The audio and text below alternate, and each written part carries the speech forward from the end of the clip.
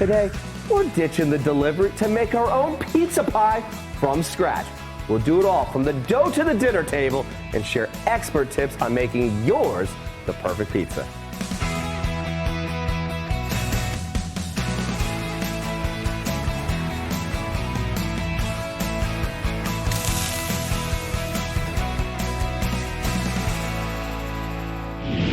Joining me in the Dinner Diaz kitchen is the master of the margarita, a pizza perfectionist, the dough daddy himself. Sean Ferraro runs Madison Avenue Pizza. Not on Madison Avenue, but in Dunedin. And you may know him from some of his more inventive creations that he shares on Instagram, such as the Pickle Pizza, the Crab Rangoon, and the Cuban. Now, we're keeping it simple today, though, and you're going to show us the basics everyone needs to know to make a great pizza. Absolutely. We're going to start with the dough, work our way to the sauce, and then put it all together for a perfect pizza. I love it. Let's get started with this dough then. What's the first step? The water. Water. So grab this refrigerated water. Keeping it refrigerated helps control the fermentation because we're going to do a long fermentation. Okay. It's 48 hours. So a 48-hour process for the long fermentation opposed to a short fermentation. Is there a difference that you can really taste in? Absolutely, yeah. You're going to get better flavor out of the dough. Okay. You're going to get more controlled rise and just a better product. A better product. All right. Yeah. Well, hey, you say 48 hours. We got to start now then. Absolutely. So first things first, we put the water right into the bowl. Okay. And then we're going to go ahead and weigh out our flour. Now, if you don't have a KitchenAid or a mixer at the house, could you do this by hand? You could, but it'd be very difficult. You're just not going to get the gluten property to really kind of start really mixing and incorporating, right? No, I mean, it'd be a lot of work, a lot of hand kneading to get that gluten development. The little investment of a KitchenAid changes the game. Little investment can change the entire game. All right, what type of flour are we going to use then? So we're going to use a high-gluten pizza flour. It's really, really important that you don't use all-purpose flour. Okay. There is a difference. And I see scales. Yes. How important is it to have a scale for this process? It's crucial. It's crucial. So this is a non-negotiable. You need a scale. You need a scale. A cup of flour could be a lot of different weights. And if you want a consistent product, I mean, they're not even, you can get them on Amazon for 20 bucks. I mean, it's not Easy. a huge investment. Folks, this is it, okay? You're getting the expert tips of making the best pizza. Come on now. It's like less than 20 bucks. You just need that. And you can even find the flour online too. Yeah, or in your local, Italian specialty market. Perfect. Or specialty food store. How much flour do we need then? So for this recipe, we're going to use 600 grams. 600 grams, all right. So I always add the water first, just so that the flour doesn't stick to the bottom of the bowl. Okay. And then next, I'll add in the flour. We use a Diastatic Malt Powder. You know, you're going to get a better gluten structure, which means that it's going to bake better, it's going to stretch better. And another thing that is easy to find then? Super easy to find. Super easy to find, okay. Okay. Get it next day on Amazon. All right, folks, 2 for 2 here. Easy to find pieces right here. So once that's all incorporated, we're going to put it on the mixer and we're just going to mix at a low speed.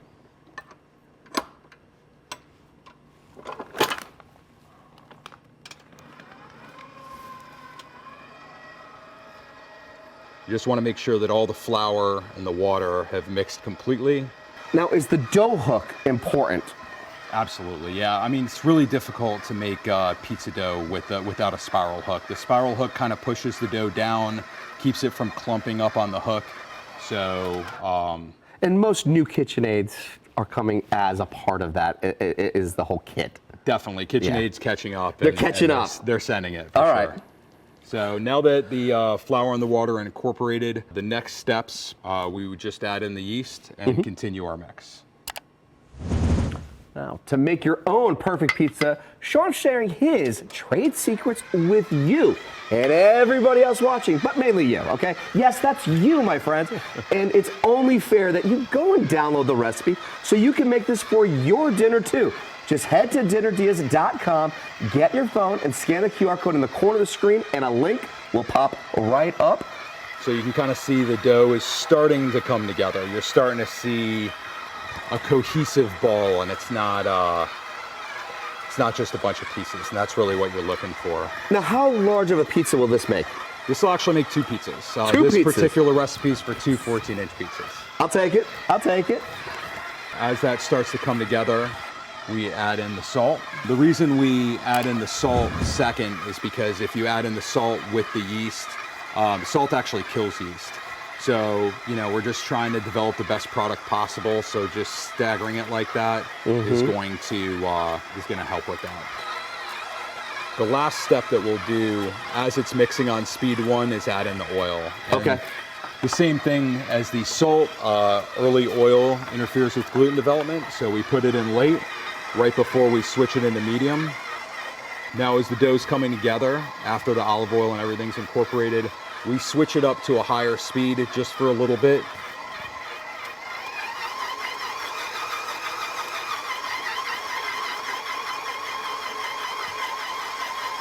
And how do you know if you've done it too much? How do you know it's just right?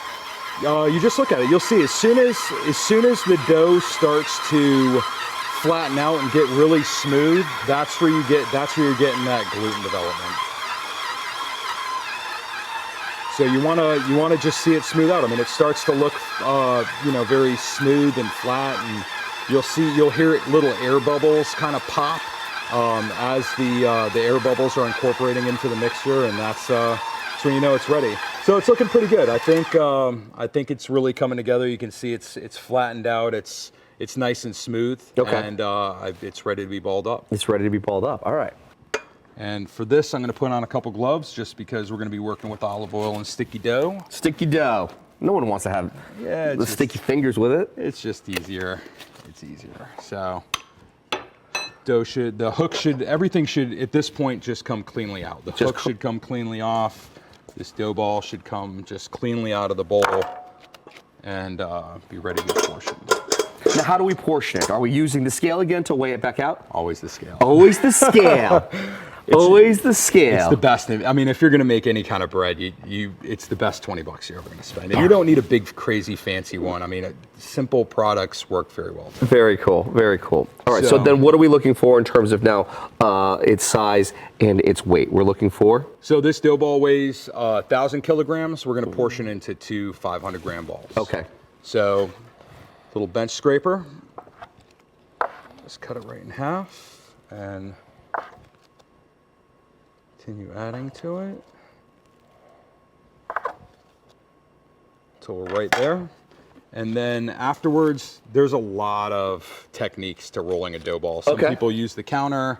I like to use my hands. Okay, so there is the science behind it, because I'm going to bring the Chef Jeff cam again, because I want to see you roll a dough ball. Let's roll the dough ball. You need to turn it from this into a round dough ball. So what I do is I just kind of roll it in on itself over and over, and I'm just kind of turning it until it incorporates. I'm not incorporating any air or anything like that. And then you just kind of pinch this little bottom until it's nice and flat. And this is a very important part of the process before you put it into the fridge too, right? Yeah, this dough ball shape is going to influence everything. I mean, your pizza is not going to turn out well unless this is round. Okay. So getting this right is crucial. We're going to take a bowl, and you just want to use the least amount of olive oil you think you can get away with. You don't want to take it out in a couple days and it's just dripping with olive oil. It's going to be hard to make the pizza. So I just put a little oil in the bottom, put the dough ball in, usually give it a little flip, make sure it's nice and covered. Just a nice little coating of it, okay. And then we're gonna put some saran wrap right on top. I got a piece ready right here. Love it. Got this. And so it doesn't have to rise in a hot space. It's going straight in the fridge, and it's just going to have this long fermentation process for 48 hours, you say? Yeah, in my opinion, I mean, in most professional kitchens, we use long fermentation. We'll either, we'll portion it ahead of time, or we might bulk ferment it and then portion it later. But the longer fermentation is going to give you a much better product. Well, hey, it looks like we're going to be back in 48 hours once the dough's ready. I kid, because, Sean, you already helped us a little bit. You got some already that was made earlier that we're going to take a slightly shorter break than 48 hours. And when we come back, Sean's amazing Amatriciana sauce is coming ahead on Dinner DeeAs.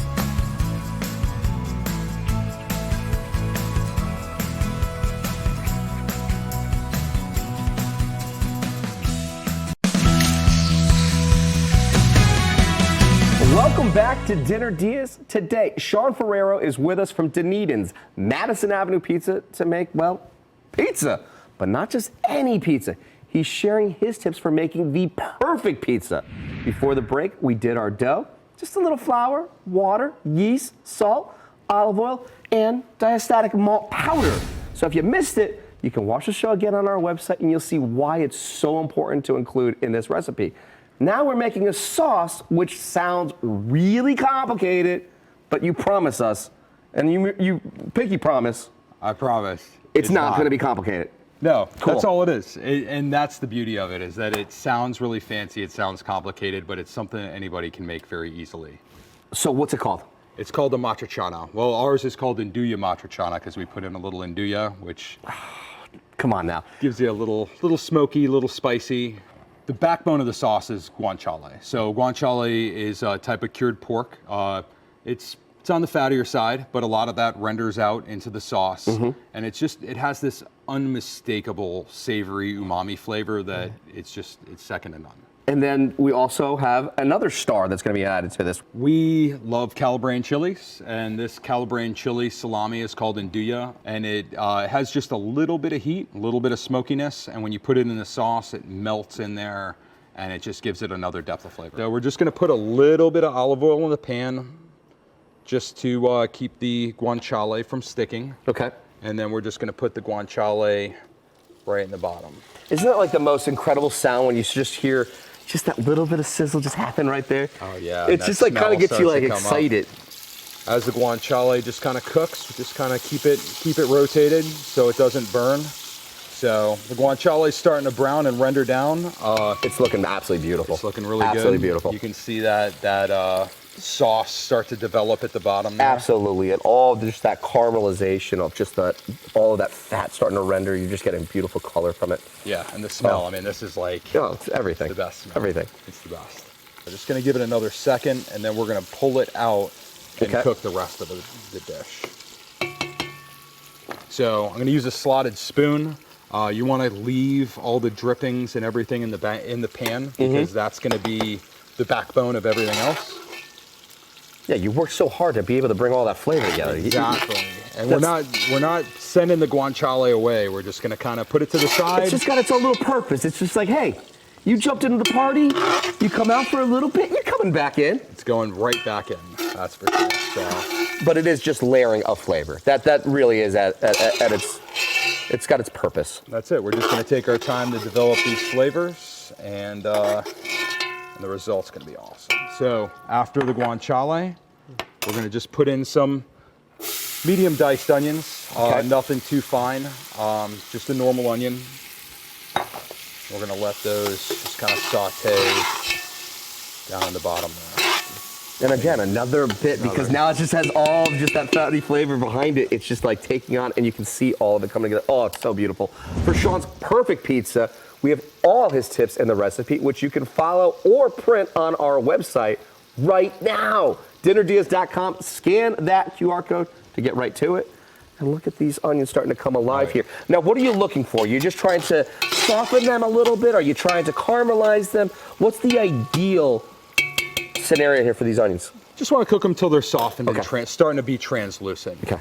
Yeah, you don't need to cook them that far. You don't need to start to brown them or caramelize them. You just want to see them start to soften up. I usually add garlic a little after the onions because the garlic has a tendency to burn if you put it in too early. It's all about timing, folks. Absolutely. All about timing. We're going to put these tomatoes right into the mix. No. And the crushed tomatoes, I mean, you could use a whole plum tomato and crush them down, but the crushed tomatoes just kind of save me a step. This sauce is supposed to be, simple. I mean, it's full of a lot of flavor, but it's also really easy to make. Yeah. So now we got those in there. We're going to just kind of incorporate everything up. Now, with the long fermentation that we have for our dough, 48 hours happening over on that side of it all, is this a sauce that you could start ahead and let all those flavors really take on even more depth. If you wanted to kind of say, hey, I'm starting the dough, I'm going to start the Amatriciana sauce, and then bring it back in later. And absolutely, and you're going to want to make it a little ahead of time anyway, because you don't want to put it on the pizza steaming hot. Yeah. So if you make it the day before or a couple days before, it'll be just fine. Cool. So now that the tomatoes and onions and garlic are in there, we're going to put the guanciale back in the pot. Okay. And we're also going to add the nduja. And that's it. That's it. You just bring it to a boil. I love it because our sauce needs to simmer here. So we need to take a break. And when we come back, the pizza party really gets going as we show you how to turn that sauce, that dough we made earlier, into a delicious dinner dia.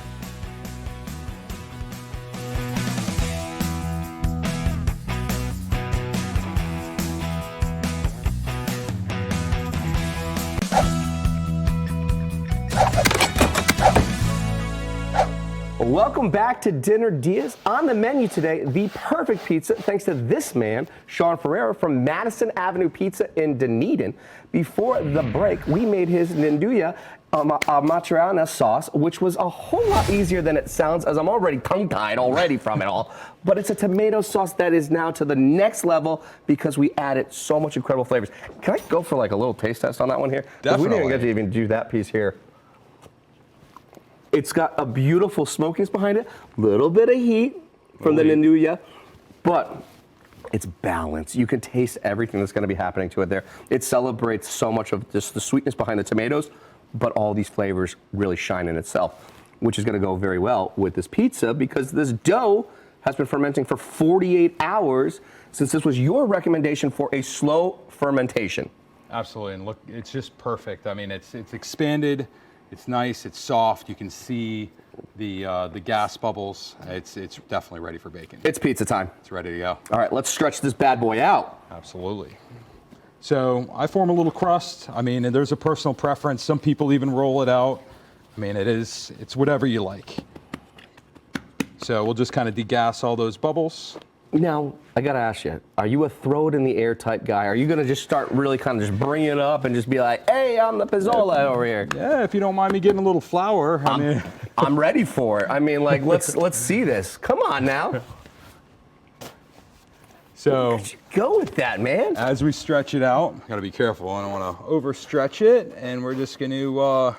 Now, is that just for TV? Was that just for us today, or do you do that like naturally at the restaurant? No, it's a good way to stretch. I mean, it's quick, it stretches evenly. A lot of pizza guys do it on every stretch. So this is one where people should start learning how to stretch the dough the right way, your way, that way, this way.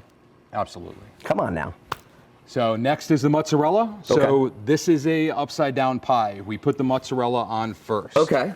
So now, why are you going to put that on the bottom? Why are you working your way the other way? Most would say, hey, it's sauce next, then it's the cheese. The cheese takes on a different flavor when it melts this way. Okay. So it's just it gets all gooey and stringy and cheesy. It's a different flavor. So we put the cheese on at the bottom, and we just kind of, layer them down. You don't have to go. And not grate it. This is just a cheese slice here.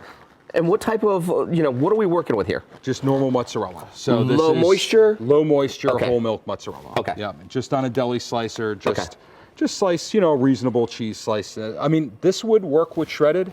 I've done it before with shredded, but it's a lot easier to put the sauce That piece right here has just got my name calling right for it there. I got to, you just got to go for it. Got to make sure, it's quality control. It's just a little taste test there. Absolutely. So we'll get a nice even coat. Okay. That's going to melt and kind of get happy down there. And then next is the sauce. Next is the sauce. Now, can I help you with this part? I want to have a little bit of some fun here with this. Jump on in, man. All right. What's the secret? And there's a technique to how much sauce you should be adding? No, just enough to fully cover it. You got to remember, as this heats, a lot of it's going to spread out, so you don't need to drown it, but you do want to make sure it's spread out. Okay. And all you just want to do is just kind of work it from the middle, or you want to kind of... You can start wherever. I mean, just as long as you get a nice even coat. This pizza, when it bakes, really comes together. So it looks a lot different when it comes out. So you just want to try and coat the cheese as much as you can, get it nice and spread out, and then that's it. Nice and easy. I want to make sure I don't get any on the peel here, because that's the important part, is making sure you have a dry surface, so that way it's got a nice slide, because this has got to go into that oven. It's got to go right on those stones for sure. Now, what's the trick to a really good pizza oven for a pizza stone in the home oven?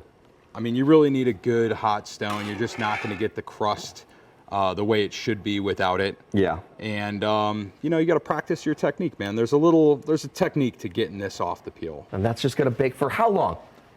About 10, 12 minutes. I mean, it's a feel thing. You can bake it crispy, you can bake it a little softer. You bake it until you think it's done.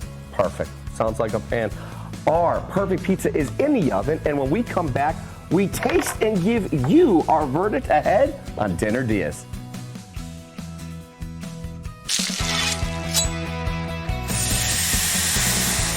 Today, we've been making the perfect pizza with Sean Ferraro from Dunedin's Madison Avenue Pizza. We did the dough from scratch. Sean recommends a 48-hour fermentation in the fridge. The flavors are absolutely fantastic. Your sauce is killer. Thank you. It's got that perfect bite of smokiness, saltiness, not overpowered. Everything plays so well.